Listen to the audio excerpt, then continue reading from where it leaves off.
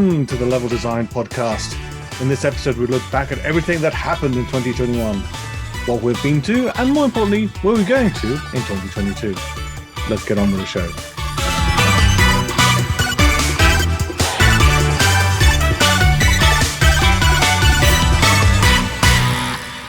Hello, everybody, and welcome back to the Level Design Podcast. It's been, for us, a long time, but I think maybe for the viewer, for the listeners, you would have had another episode. You've listened to an episode, but that was recorded a little while back, but we're back. We're going to be looking back on 2021 and what a year it has been. Oh boy, things have been interesting.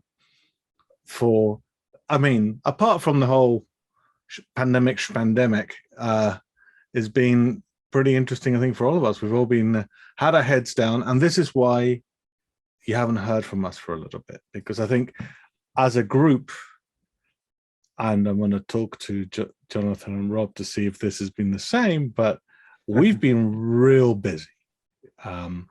So how have you chaps been? How have you been doing, Jonathon? Keeping well? Been good. Yeah, been good. I think I can attest to what you're saying. It's been a busy year, but I think the last few months have been intense for us all, like whether that be personal projects or anything like that. It's certainly been fun, but it's always that catch 22. It's like we've all been busy doing stuff, but the majority of us can't talk about it yet. And right. It's like that age-old saying of working in games is your end years. Yeah, I've been super busy, still can't show you what I'm working on, but right. Soon. And soon. That's the exciting part. But yeah, it's been a fascinating year. For me, obviously, I went contracting at the beginning, so that's been a nice milestone to kind of dive through. And I'm sure we'll touch on that, why we're talking today, because it will be one of the learnings of my year, at least. It's good to look back on your first year as a freelancer, huh? Yeah, I learned a lot. Rob, how have you been doing, sir? Keeping well? Yeah, absolutely. It's been, I'll second what Johnny says. It's been NDA. It's been an NDA year. Yeah. Okay. Yeah. I'll try and skirt the NDA without getting too much trouble with Sumo Digital, the parent company of the Chinese Room. I'm now in my third year at the Chinese Room. And, yeah, that's right. We had one project out, which was Little Orpheus. Yeah, Little Orpheus, right? On Apple Arcade. Yeah, which I've got on my phone. It is also on its way out for other platforms, which is really brilliant news. And so most of my work I can't really talk about, but it's certainly been full on, certainly with working from home and gradual return to the office and finally meeting team members that I'd never even seen before in real life. It's been a really interesting year. We still haven't been able to meet up, no, we haven't. The Level Design podcast hasn't really properly met up, has it? And the other staff members at the Command Studio haven't met up yet. Wow. I've never met Valentina in person. I mean, we've been on this. Really? Really, yeah. I didn't realize that. I honestly thought you'd have met at least once, but I guess, yeah, because she didn't start. She did the podcast episode with us, and then she started kind of in or just at the start of the pandemic working for you. It was halfway through. It's I think July. Yeah. On 2020. So there's not really been an opportunity. Yeah, but there hasn't been an opportunity. We created this studio. I mean, the studio was going, but the full impetus of the studio has been under pandemic situations. So this is the normal at the studio. So we just it's not oh, how are we going to cope? It's this is it. And the other team members, one's in Colchester, which I have met, but I met them before they worked at the studio. So I guess I've never met them as a colleague.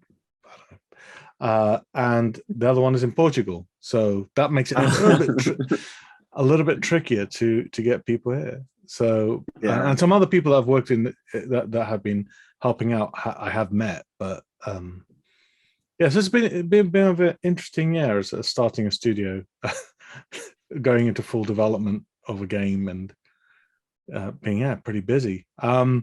So you were saying at the beginning of it when we just started that you went freelance, right? Was it 2020 or was it 2021? No, it was the start of 2021. So my last month at Hangar 13 was in January, and then I went freelance from February kind of onwards, with my first contract being with us too, which has been going really well. And like one thing that is very tempting as a contractor is, oh, there's a shiny project over there. Can I do that as well? Can I do that as well? And like I slowly start to learn, you can't do everything. Yeah. But I spoke to other people about it, and it's like, because I know some other people that have gone freelance this year, have gone freelance in the last couple of years, and they said, yeah, early on the temptation's there because sometimes it's consultation, which is usually reviewing a build. It's like quite hands off. It's not involved. And I think for me, it was like interesting to test how much I could do without it feeling too much, but getting to work on like a lot of cool stuff. Because one of the things I used to find for me, a variety of projects was always good because it was like one was a palette cleanse for the other. Okay. But it meant the second one had to be a lot lighter. Like my involvement had to be a lot lighter than anything else. But it can be quite satisfying if you're just on the other project having to do a block out and you're not necessarily too worried about all the logical implications of it. Instead, you're just trying to hone the space and stuff. But if you've got to take that through to full final production, obviously, that's a much bigger headache to solve. But if you're like, you get to step back a little bit, it's not too bad. And like I did do little bits of consultation, which I found quite nice. It's quite interesting to see how other people work as well. You get kind of insight into different teams and different projects and how they approach things. And then from that point of view, what I found is that I ever consulted on something, I'm just giving them ideally the benefit of my expertise, my experience, but it's up to them to figure out if it applies to their game or they want to take it. Right. But it is an interesting insight into someone else's brain. Is a consultatus. That kind of, yeah, absolutely. I think that kind of arrangement can really help the project because when you show a project to some external and it brings out all the enthusiasm and makes you understand about things about your project that you may not have thought about, you just by explaining it to someone. You know, you talk about some. It's like that rubber ducking code technique where you talk about some problem you're having with your game, and often you'll come up with reasonably good solutions just by talking about it. But yeah, it's lovely to meet some really interesting teams and see what they've been working on. It's a lovely life. And the fun thing is about it is like we do this podcast. We clearly like talking about games and game development. It's just in that capacity. It's like that conversation, like you're possibly impacting the development, but like you said, for a team that's been in the trenches for so long, to have that conversation with an outsider, it's like opens up a whole different perspective, and it may reinvigorate them a little bit as well. Like if they've been like hammering in on one problem a little bit, to then take a step back and look at the big picture, it's Absolutely. Like a nice sense of achievement. I remember showing our project to a consultant who kindly came to look at our game, and we were feeling pretty down about it. We were mired in all sorts of mechanical and production problems, and they said, and one of the first things they said was, "Wow, I'm really impressed with what you managed to do in the time so far." And we were like, "Oh my god, thank God someone said that," because we were feeling so bad about it. It was just nice to get some praise. I mean, it's surprising the benefits you get. Like something like that's quite an interesting one, but yeah, it's surprising just from having that outside conversation is quite nice. Well, some of the things is getting information from a third party of what that what you're doing is right. A person that you know, like if you have a studio or a company, generally you have people that have got ideas, or they have got things that they you know, I'm not going to say like an agenda, but everyone's like been pushing and pulling, and they have things that they like and things that they don't like. But when you get a consultant that has no stake in the game, has not, they're there to just listen, and they go like, yeah, this is good, this is bad, you could do this better sometimes, and then they leave, and they have there's no politic involved, right? There's no like, oh, if I do this I could get, not that I'm not saying that anyone's studio is political, but sometimes there is emotions and there's things involved, and getting a person outside to do that is great. But for you, have you managed to like ramp that down and go, okay, fine, I'm just going to concentrate on one thing, and then I can do other things apart from I think I got to a point where I was enjoying that stuff, and throughout the year I did it in short bursts. Like I would never do it long term, if that made sense. So I had two things going side by side because it got a bit too much. But like you said, ramping it down to the point where right now I can just focus on this one thing. And I mentioned like early before like we started recording, it means by doing that I get my time back to actually plan for what I want to do next properly, and actually start thinking about what comes next in like the second half of 2022 and things like that. which is quite exciting, because usually when you're in full-time employment, you kind of know what's next to an extent. It's usually there's another project going on inside the studio, right, or you just expect to move on to the next thing. But obviously, being as a contractor, there's conversations you have to set up, and there's things you have to think about what is it you want to do next to a degree, but also what can you find to do next. So you've got to kind of watch the landscape of what studios are doing and who's hiring and stuff. And it's a bit more of a job, right? As in, well, obviously all these things are a job, but it's like the sword of Damocles hanging above you, because you go like, well, this finishes in 3 months or however long. And then you think, but I need to get something else from then on, right? And it's always a little bit, worrying, I guess. I don't know if it's worrying, but I think well, it's kind of the weird thing is, at the beginning when I started, it was worrying, but that's because I didn't have money in the bank sort of thing. I didn't have that much of a runway, and like any company, as you build a runway, you have that buffer, and as that buffer gets bigger, it means if I don't have a paycheck at the end of the month, I'm not going to go bust. And I think that's the fear that everyone has, and it's like studios have that, not just contractors. Oh yeah, absolutely. Like, if you've got a burn through rate of like $1 million a month, and you have like 5 million in the bank, and then that goes down to 3, then to 2, you go like, now we're going to develop a new game. You're like, all right. Not that I'm saying that that's my budget. Secrets of a tiny studio budget. Maybe I should come and work for you. Yes. We only pay £1. We have 1 million people working for us.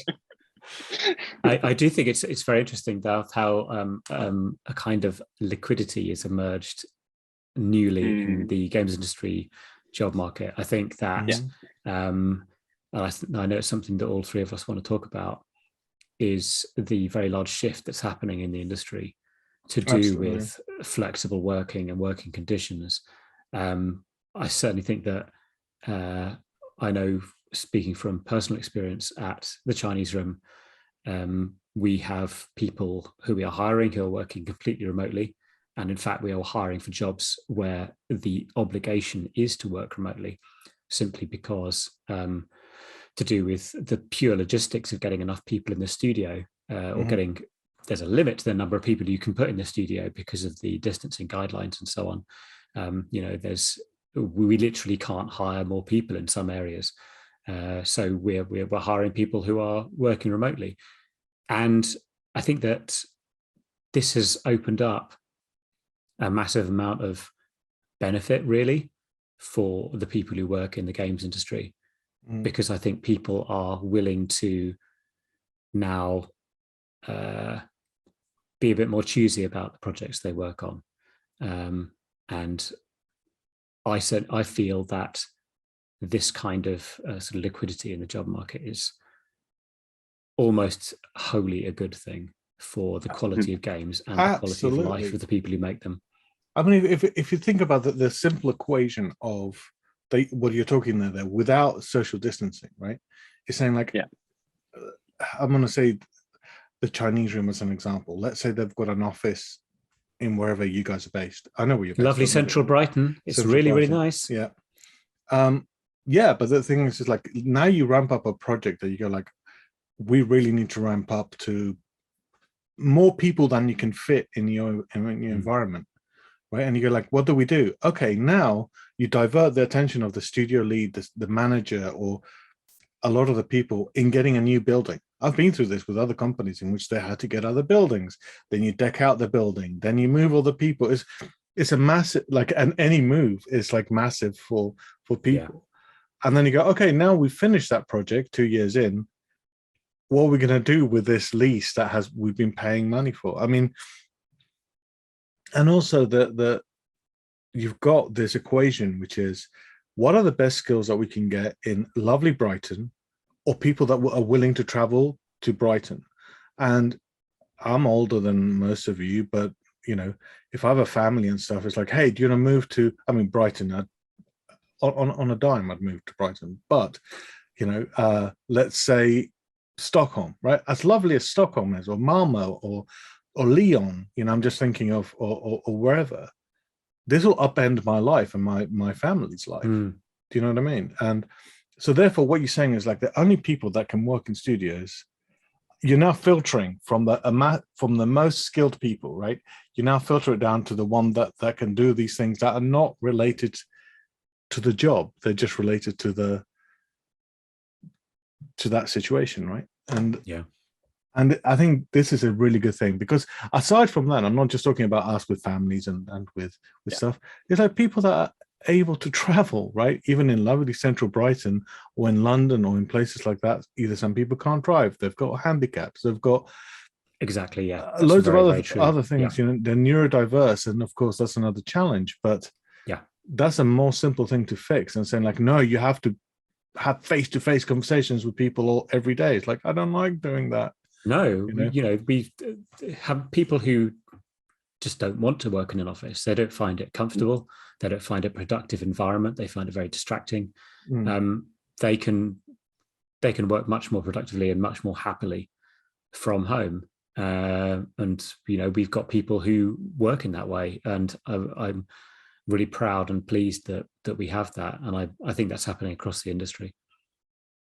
So I think it was a transition for sure, but I think now, like, what are we two years into this now? Like, so like you're looking at it, so when it first happened, it was a knee-jerk reaction to, we have to do this, like we have to make this work.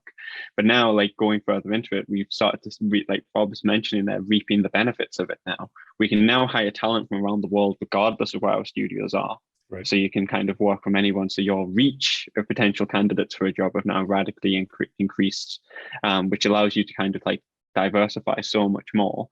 And the need for that overhead of an office is not there anymore. I do think like the hybrid schemes I've seen going on are quite interesting, where there is still that like optional 1 or 2 days in the office. But even that, for most places, isn't compulsory. So it's like those people who don't do well in an office, like Rob was mentioning, don't obviously have to come in for those obligated days sort of thing.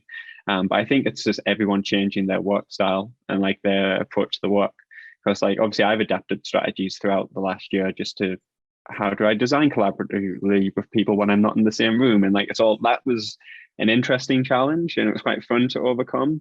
And like, the stuff like that makes it a lot better. We've done a lot of the things that are happening, as in the knowledge that's come out, and we're trying to implement them in the studio. So we are. I mean, it's not that they're trying. For example, we have 4-day work weeks. We have quite fairly strict communication guidelines in the sense that, Slack's open. We can chat with Slack all the time, but use that remind me feature. Use that schedule this for tomorrow. And it's great because as a studio director, I come up with ideas all the time, and I don't want to be blocked to sending them out. But I don't want people on a Saturday night to go like, well, the studio director has just said something dumb that is a basic don't do this, or something really clever and we can all get really excited about. But I can just say schedule it for Monday at 9. I mean, to be fair, a lot of my staff are getting very sick of the plethora of messages at 9 o'clock Monday morning. So I'm just like staggering them around a little bit. But so we're trying some of those things and trying to put some of the pillars of, well, we're a remote company, right? We couldn't have got the great lead artist that we had by saying, how far are you from Greenwich? And also, like, we can't fit a lot of people in this office, you know? Yeah, you could. Yeah, maybe not. Mean, it's a wide screen. I mean, literally, there's no more office like there's a wall. But that would be a completely different logistics. And like, okay, great, we're a studio. We now have to get a building that we have to pay X amount, and you can do it. But anyway, so, well, that's a working from home saga, that the benefits to the studios, that has been great. I know I can't ask you too many questions, Rob, about last year because you've been busy on NDA. Unannounced projects doing NDA. But there's been a lot of other stuff happening this year that I wanted to chat with you because last year, they announced The Matrix. Yes. A whole thing in Unreal Engine. Sorry, I'm an Unreal Engine fan here. And absolutely. Incredible, really. I'd love to talk about this. And I know there was a big Twitter thread about this from Mike Bithell, who pointed out some extremely apposite observations on this, and it's very interesting how this is happening to me. It already started. Well, we should say what it is, right? Okay, what it is the in case improvement in dev tools through, I would argue, a less strict set of kind of frameworks for game development. Right. And I'm talking about things like Nanite and Lumen, where these are the things that the new features in UE5, where it's literally about just plonking stuff into a world from a library of objects. And that is partially why I think that Epic is investing in MetaHuman and Megascans in particular. And certainly when I was making my indie game, Winter Hall, we used Megascans when it still wasn't part of Epic. And, you'd go into their marketplace and you'd buy a few rocks and trees and things like that. And it was extremely useful to us because we could create environments that looked, getting on for AA, AAA in quality for not much money at all. And now this has always been going on, but I think it is accelerating. And it's the thing that is unclear to me now at the moment is how all that stuff will mesh with that new sort of freedom of people to work wherever they want in the industry. Because imagine the amount of assets, dude. I mean, this fact exactly. Photogrammetry is now on a phone. So as you silence my phone, but like these phones have now got photogrammetry tools. They're not the best, but they're pretty good. And if you look at the Matrix, if you look at the Matrix experience, it looks in some ways unbelievable for the kind of the sort of jaded public and jaded game development community. Some of it looks frankly incredible, and just the sort of scale of it. There are bits where it's not really a game as such. There's no sort of real breakthrough there, although they have got some interactivity into it. Like they say, it's an experience, not a game, but it feels somewhat like a new horizon. Yeah. It feels somewhat like a new horizon has opened up, and it's exciting and a little bit scary about where this is going to go in terms of consolidation and creation in this industry. Yeah, I think there's also this talking about the Matrix experience, which is with Neo and Trinity, and for the new movie Matrix can't remember, something. I'm on the podcast. I've got lights on me. I can't remember the name of the thing.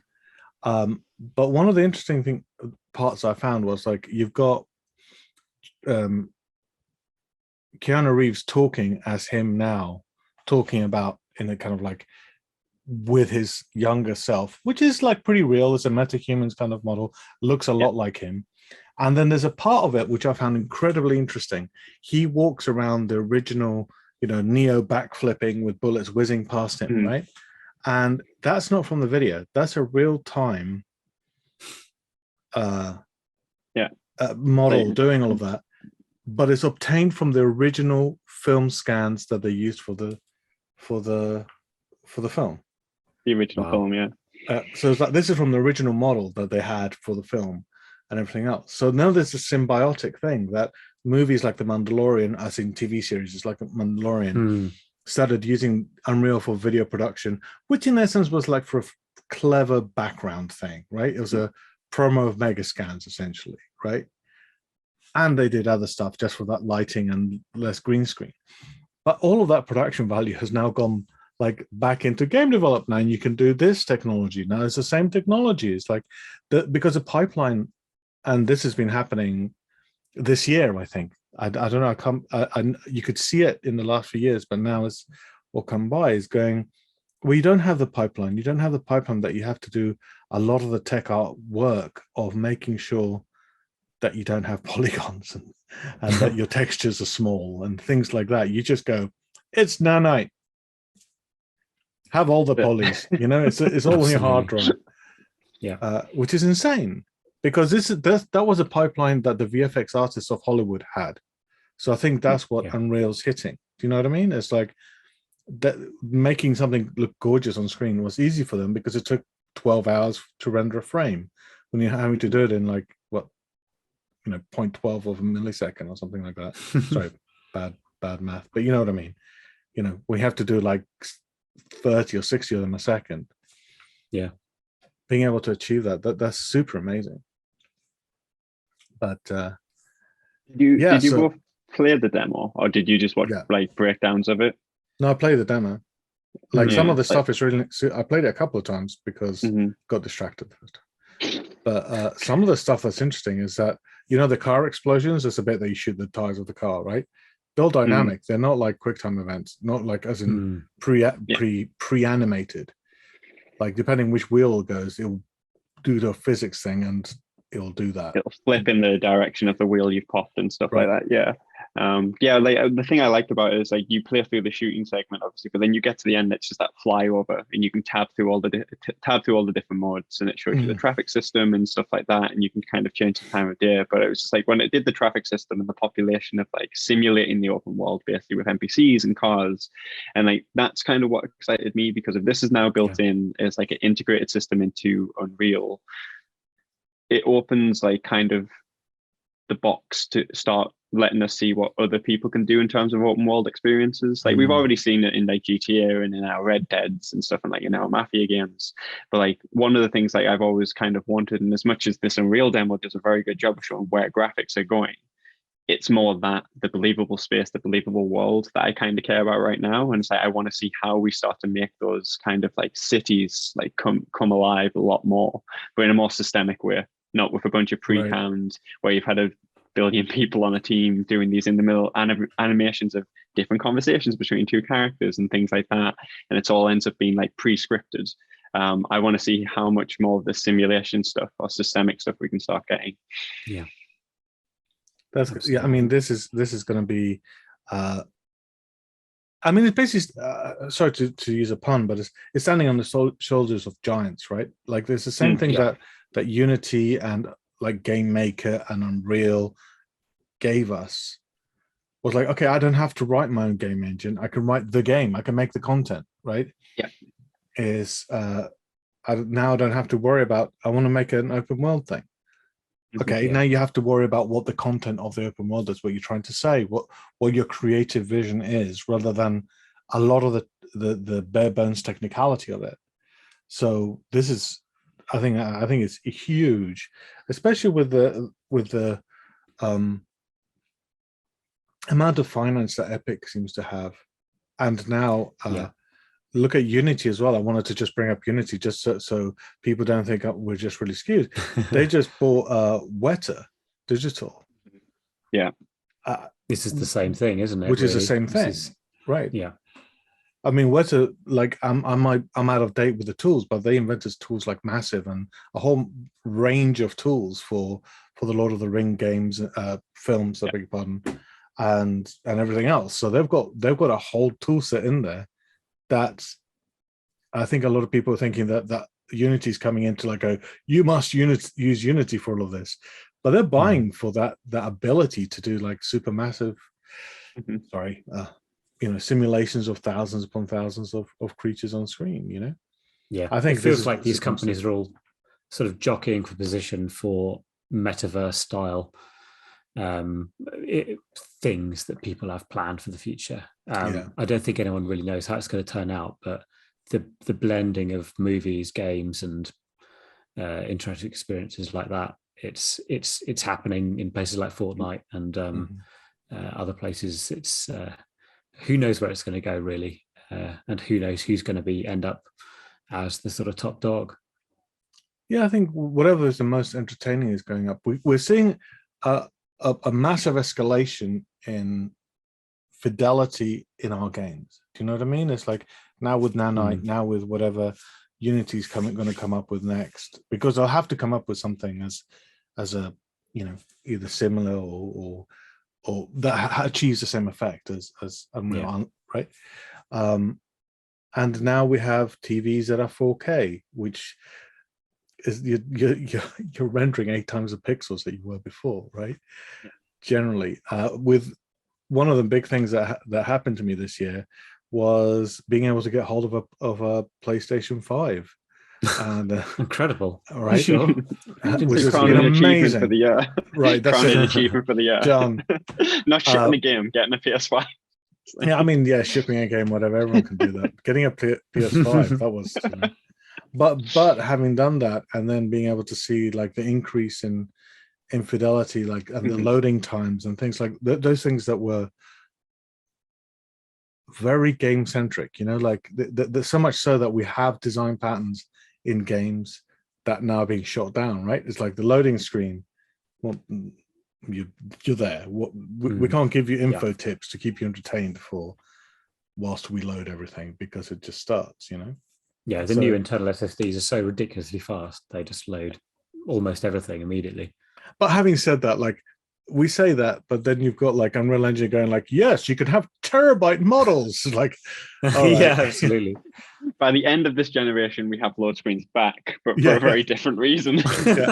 So you wanted those billion polygons on your screen. Well, we have to load them. Showing them is not a problem, but it's loading the damn things. But it's like, that's an interesting, like, the counter argument for all this fast loading stuff. Like, we started using load screens for like actually part of our games, right? Like whether it be for tooltips or for world lore and things like that. Just a breather, just a breather in the action. You can just go. Oh, but now I find it funny because now they're gone. It's like when you design something, especially if it's a combat experience or whatever, you probably should have been doing this stuff anyway. But you're like, I need to give the player, like Rob's saying, a respite, and you have to design it into your content almost. You have to have that like down period, but because there's not necessarily a score menu all the time anymore. There's not that like hard cut between going between rooms and stuff anymore. Like we need to think of that a little bit more. I think, especially in like high action games or even like high horror games, like that if you keep the tension, we already know if you keep the tension ramped up all the time, it doesn't go well. You need those like downtime moments,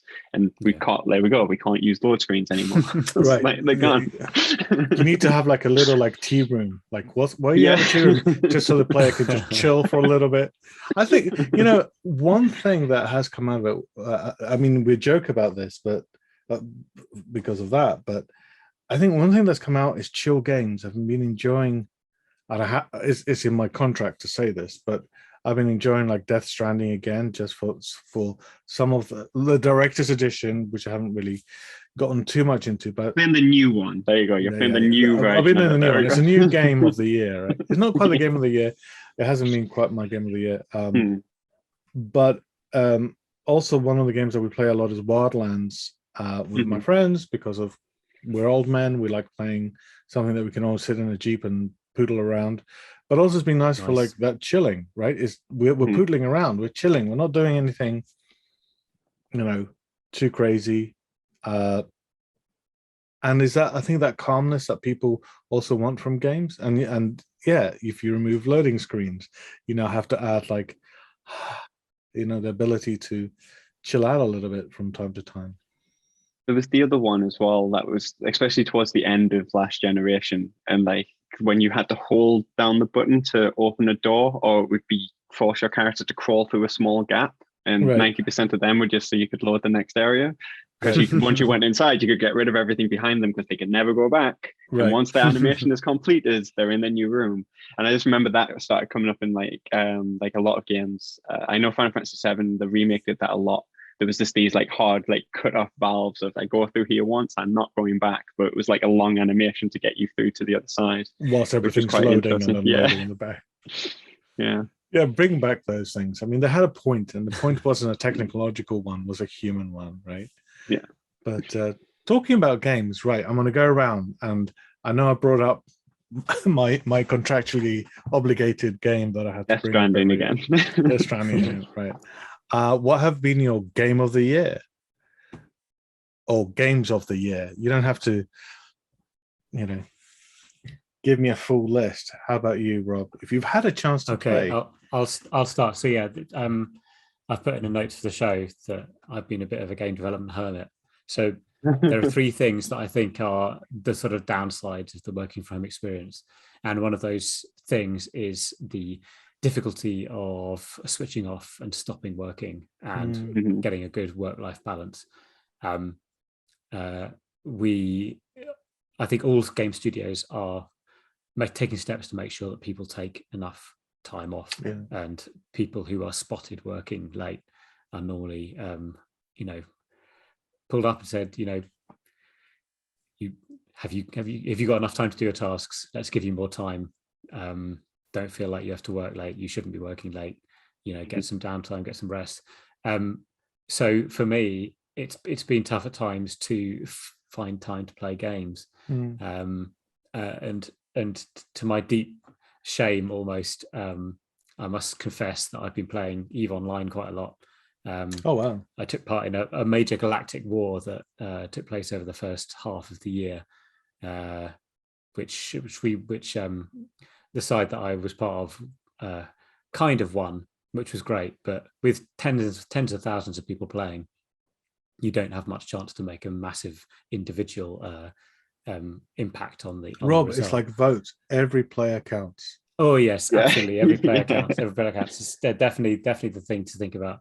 But that is I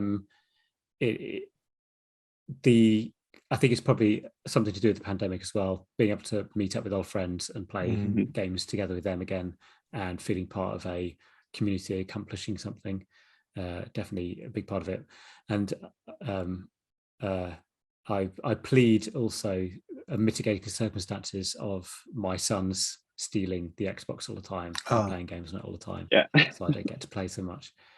So that's been me, and I'll thankfully pass over to Johnny, who's got a far more interesting slate of games that he's playing, I'm sure. As the consultancy goes down, like the game playing comes up. So there's a little bit of a pattern actually, because like my game of the years for 2021, I would probably go down to between It Takes Two and Returnal, both of which came out in the first 3 months of this year. Yeah.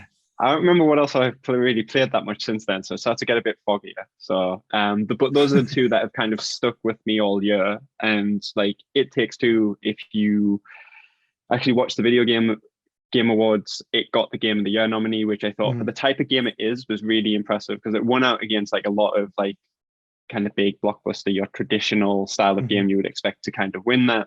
But for this to be like, for all extensive purpose, there's this like kind of almost mascot 3D platformer, but it was a co-op game. You can't play this like solo, you have to play it together.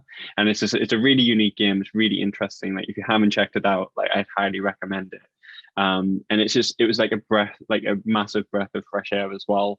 And I can't it's almost my contractual obligation to mention Hitman at some point, but Hitman 3 came out in January, and it's still one of the games. It's still one of the games that has stuck with me. Like I've dipped into it like throughout the year, just play a mission, and it still feels fresh because there's so many like alternatives. Absolutely. I think that's one of the amazing things about Hitman, that you can play it again and again and again and again. And it's like, you can go like rogue, or you can go like, I am going to be totally smart. I love the idea that they did of the much more story driven, that you have to, like one of them, you have to pretend to be a detective, or that's one way that you can.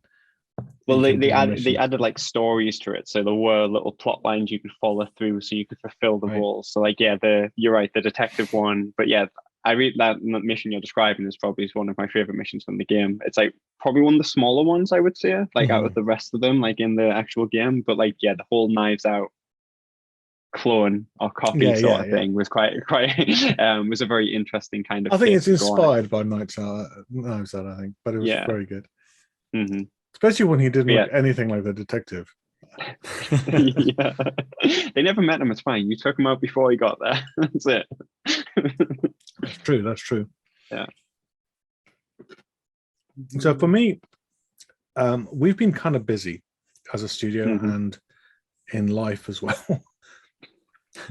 So Game of the Year is kind of difficult to say. And as I said, I just got PlayStation 5, so I started getting into Returnal, which I like the mechanic. I like this ideas, and loved the look of Deathloop. So I managed to play a little bit of that, but again, it's just been like time of being able to.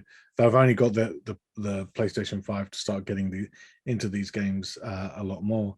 But one thing that I've really loved actually is 12 Minutes. Is a little game on Game Pass, which is because I should mention I also managed to get an Xbox. Hell, that's two achievements of the year. There you go. So I managed to, and I got Game Pass, and I was like, oh my god, all these really cool games. I say I'm not trying to advertise. I'm just saying that I'm kind of late to everything. So like, like, but these are brand new games. Like, oh no, they released 3 years ago. Okay. Shameful. Yeah, I know, but you know what I mean. It's like we've also been kind of busy making games this year. So as a studio, we've been kind of busy. So I haven't been able to play as much as we can do. But yeah, so I think 12 Minutes has been a good game. Death Stranding, surreal updates, and I don't know what I expect from that studio anymore. But and yeah, so those have been the major things in my life. I just want them to do another Wildlands or keep the servers open for a few more years, because I want like a co-op game, right? Yeah. I mean, we've been playing also like Back 4 Blood quite a lot, which is like Left 4 Dead, but Back 4 Blood, which is super fun little game. There are some really weird quirks which I can't quite get my head around, which are more like your kick through with a card stuff, and weirdly, some of it reminds me a lot of The Last of Us. A lot of like under tunnel kind of like narrowing kind of. The levels just a little bit, because it's like zombie apocalypse. I mean, how many levels can you have in a zombie apocalypse, right? But there are many games about this very specific topic. Lots. There's infinite range. Hell, I'll make another like a zombie apocalypse game, because why not? No, but but to be fair, that's a really fun game, because you can just go in chatting with your friends, and all you can hear is screaming for a couple of hours, which is great. Yeah, I mean, it's interesting you say that. It's like that's one thing I don't have right now. Like, I used to play a lot of the Division 2 for that similar reason. You could play with friends, the co-op thing. But right now, like, I dropped off that, so I'm waiting for another one that I can kind of pick up. But like right now, nothing's really grabbing me to where I want to invest some time in this, and I want to kind of do that. So I'm kind of hoping maybe Rainbow Six Quarantine might do it, just because it seems it's squad based, it's more PvE, so it's a bit more chill. Like whenever it's always PvP, it's a bit more stressful, less chill. So it's kind of looking for that. But also the Saints Row is coming out next year, and like the entire campaign is co-op, and that's just a ridiculous toy box. So you just switch up completely. If you've ever played any of the Saints Row games, they're ridiculous. But it's a massive open world game, and one of the things about it was you could always play co-op in like the entire world sort of thing. So that's a very switch off, hang out with your friend style again. And that's awesome. And I'm really disappointed that you haven't said that the game of the year is Horror Stories Please Comply, which we released. I mean, I'm very disappointed that I mean, that should have been my game of the year, to be fair. But I was going to say, you didn't even claim it your own game of the year. So you claimed well, you can't claim your own game as game of the year. You can put it forward. You can suggest it as perhaps a lovely canapé to be added to the banquet of games. But you made it in the year. We made it. Yeah, we made it in the year. We've been making Welcome Home for a while. But I mean, I'm the head of a. I have the NDAs here, so I can break them all. They have my signature on them. But we've been making that since, let's say, I think August 2020, something like that. And we got to a stage that we had a lovely vertical slice, and we've been getting feedback, getting friends to play it. You guys have played it, and we've been, gathering a lot of information and putting out to publishers and stuff like that. But then you get to a point in the game that you can't mess around with it. Because if you're pitching it, you can't be like developing more of it, because you want to be showing the latest build and stuff representation like of what it is. Yeah. Right. So I said, like, look, let's pitch this and see what comes back. And in that time I had the rest of the studio kind of sitting there like with their thumbs. And I said, like, all right, well, let's do a game jam and see what, come up with a game. Brilliant. And we'll release it. Because one of the things is the Command Studio is we haven't got a release game, or we hadn't until then, right? So it's kind of really difficult to pitch a bigger game. It is. If you haven't, you can deliver. Yeah. Right. And you're promising, saying like, look, we're totally cool and really super team. They're like, yeah, we believe you, but you haven't delivered. But we totally could. It's like, well, show us, So I said, well, let's get this game and let's get a game to delivery out. And has been a very, like, we learned so much from that. We've learned everything from, performance, from expectation management, which I think is the biggest part of selling your game, is saying like, what is this game? One of the things that happened last year was that, I don't know if you remember, someone essentially quit being a game developer, an indie game developer, because of Steam's refund policies. Right. So basically, people are going, I love this game, but because I can refund it from, no skin of my nose, I get my money back. Thanks. Yeah. And I was like, well, let's get a game out. And our game is like 15 minutes. I think like the average playtime of our game is 15 minutes. It's that long, right? I mean, we developed in a short pace of time, but I think we've got really good quality. And we can see from Steam what the playtime is. But we've put like plastered everywhere. This is a short 15-minute experience. You've been open about it. You've been honest. We've been open about it. We're not right. We've been so open about it, so upfront about it, that I think we've had a very good refund rate. I mean, it's a low refund rate, not like a really good one, like 100%. We've refunded everyone. No. That's not how it works. Just put at the end when someone completes the game, just pop up a screen saying you can refund this game now. Yeah. No, I didn't go that way. That'd be a great refund rate. Yeah. But what it helped us to say, like, this has been a real good exercise in like limiting features, limiting the scope, cutting down in scope. Like there was a whole bunch of stuff that we wanted to do, and then we go like, but no, we have to release at this time. And Such then learning an skill. Yeah. And even the other skills were like, how do we market this? How do we launch, literal launch this? How do we put this on Steam? What do we have to do for it to be on Steam, whose back end is the most horrible thing I've ever seen? But, well, it's okay. It works. It's just confusing because there is either too little documentation or too much documentation, none of it which makes sense. There's no thread through it. Do you know what I mean? It's like, yes, you have depots. Okay. And they're what? Yeah, the depots for your application. All right. That means what? Like, what happens if I do this, Yeah. And they've got like these things of like, do you don't publish it? Sure. I mean, it's published. Is it live? No. It's published, but it's not live. Okay. So all of this kind of learning experience has been really good for the studio. And yeah, we sold some games. We put a real low price on it. Thank you. We put a real congratulations, Mark. It's brilliant. Great achievement. Yeah. I mean, Val's not here, who should be taking like 90% of the credit. Congratulations, Val. From afar, that's fine. From afar. And Yuri, who's and all the other people, like the trailers. We had like a whole bunch of people, working on this. On the other sides of it, like the trailer work, the marketing of it, the like getting it on Steam, me sitting back at Develop going like, yeah, we're launching a game tomorrow. And, I think people spitting into their beer going like, so what are you doing here in the bar? It's like, well, I can't do anything now. It's inevitable. It's out of my hands. Yeah, it's literally out of my hands. It's inevitable. It was a good experience. I mean, and it has been good seeing back on it and going like, okay, so now we know some of the things that went wrong but now having something out there means that we can work on the next thing, whether it's Welcome Home or anything else, and we know like what are the what the lead times are for stuff.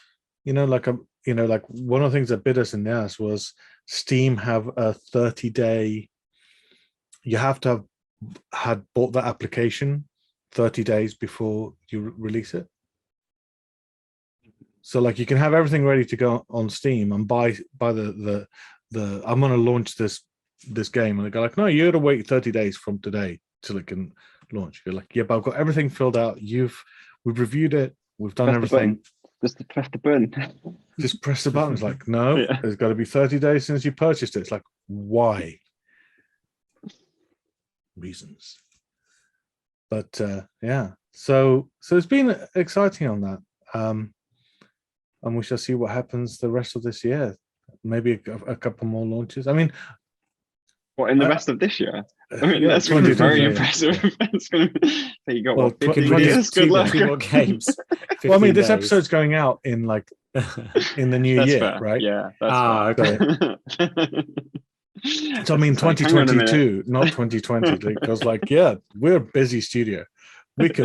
We deliver. But no, it has been interesting. It's been really nice being able to go out to some other events, go to Develop, go to IRL, go to EGX. Finally see people again, and having everyone have the same awkward thing of going like, no, I'm fine with meeting new people and socializing, and seeing people crash after 2 hours of talking. Even the most extrovert amongst us. And I missed you, Rob. I actually went to the Unreal area expecting to see, of course, you winning an award. I have to get back to my winning ways. Yeah. Because the only person that could be winning awards out there is you. Oh, thank you. But so what's going to happen on this year? What are you looking forward to in 2022? In 2022? I'll let you go first. I get 2022 for me, personally, shipping another game, touch wood, everything goes ahead. I'll finish my current project that I'm on, get to go through the enjoyment of eventually announcing it, leading up to kind of releasing, as we all know, that final push towards the end. It's not the most glamorous necessarily when you can't change the game anymore. You can just bug fix things, but it's there's something about doing that. It's very methodical at the end of a project after you've almost exhausted all your creativity to build the actual game, to kind of get that more step back, look at the game, do the checklist stuff. So I have that to look forward to. And then, the second half of 2022 right now is quite open. And I kind of like that. I know I can sit comfortably now knowing I have work for the next 6 months or whatever. And actually in that 6 months be thinking about what is it I want to do next. And I don't think that's necessarily a position in past jobs or something like that. I've had that. I call it luxury, but I've had that opportunity of I've always known where I was going next, if that made sense, once I finished a project and stuff like that. And it wasn't always my decision. And I think that's something people might not always realize. When you're in a project, if they are working on multiple projects, you might not have as much say as you think on what project you get moved on to. And that's just kind of how it works. It's where a project is in development or things like that. So yeah, that'll be quite exciting and quite fun to do. And I enjoy finishing games. Finishing the end of development and going through release is always fun. Always be shipping, right? Yeah, of course. Yeah, I'll definitely echo that sentiment. I'm really looking forward to completing the project I'm working on. It'll be brilliant to bring it out and talk about it, and to to make it the best we can. That's the other thing, right? Once it's out, you can finally talk about all your learnings and all your findings you've done from developing this project and stuff, which always leads to interesting conversations and stuff afterwards. But it won't make sense till the game's out. Because you have no context. It's we've had to do this. I did this because, but I can't give you any context on why I did it. Right. I think what for me would be the interesting thing is again, hopefully shipping something else. We shall see how we can do that. Where I can break Indiana all I want. But hopefully we can ship something else this year. There's no sniper on Mark's head. Yeah. There's a little red dot's going to be coming up. There's potential publishers.